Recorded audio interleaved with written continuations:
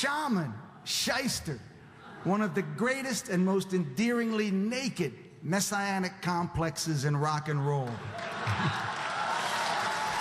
God bless you, man. It takes one to know one, of course. You see, every good Irish and Italian-Irish frontman knows that before James Brown, there was Jesus. So hold the McDonald arches on the stage set, boys. We are not ironists.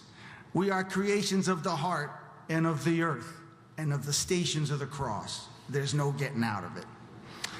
He is gifted with an operatic voice and a beautiful falsetto, rare among strong rock singers. But most important, his is a voice shot through with self-doubt.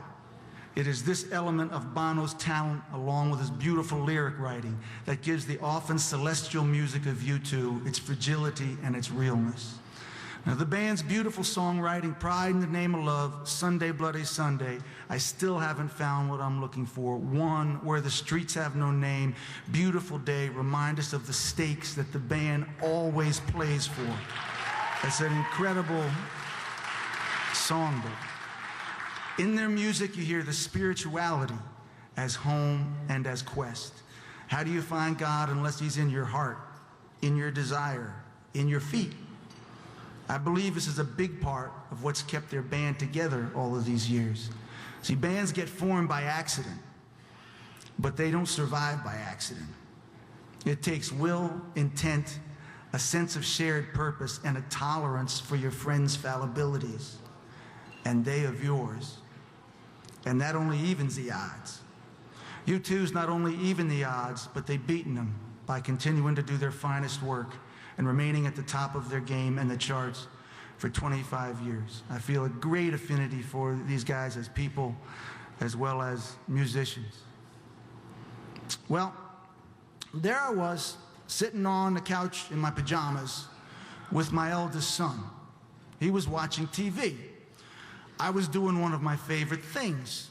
I was tallying up all the money I passed up in endorsements over the years and thinking of all the fun I could have had with it.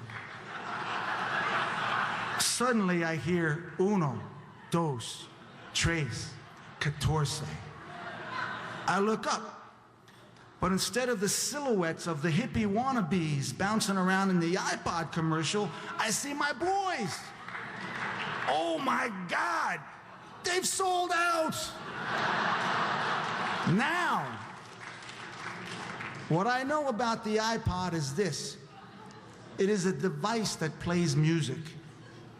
Of course, the new song sounded great. My pals were doing great. Now, personally, I live an insanely expensive lifestyle that my wife barely tolerates. I burn money, and that calls for huge amounts of cash flow. But I also have a ludicrous image of myself that keeps me from truly cashing in. You can see my problem. Woe is me. So the next morning, I call up John Landau, or as I refer to him, the American Paul McGuinness. And I say, did you see that iPod thing? And he says, yes. And he says, and I hear they didn't take any money. And I say, they didn't take any money? And he says, no. I think smart, wily Irish guys. Anybody can do an ad and take the money. But to do the ad and not take the money, that's smart. That's wily. I tell John, I say, John, I want you to call up Bill Gates or whoever is behind this thing and float this. A red, white, and blue iPod signed by Bruce the Boss Springsteen. And remember, no matter how much money he offers, don't take it. At any rate, after that evening, for the next month or so, I hear emanating from my lovely 14-year-old son's room, day after day, down the hall, calling out in a voice that has recently dropped very low.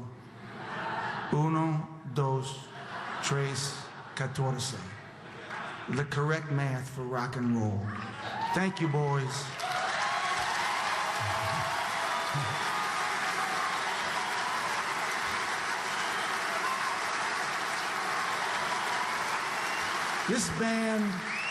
This band has carried their faith in the great inspirational and resurrective power of rock and roll with them. They've never faltered, only a little bit. They believed in themselves, but more importantly, they believed in you too. Thank you, Bono, Edge, Adam, and Larry. Please welcome U2 to the Rock Hall of Fame.